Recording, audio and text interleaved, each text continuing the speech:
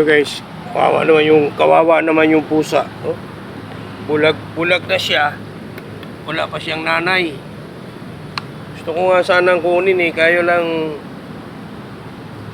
wala, dito sa malayo. Dito yan sa trabaho. Hindi ko naman pwedeng dalhin yan sa Hindi ko naman pwedeng ilagay sa sasakyan. Ayan wala siyang mata, bulag. Wala siyang magulang. Kasi wala akong nakitang nanay dito Ayan kawawa naman Isa lang siya dito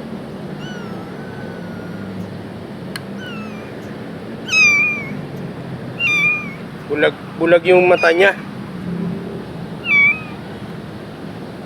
Ming!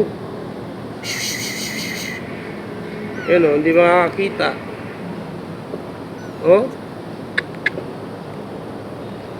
Dito siya sa lugar na to.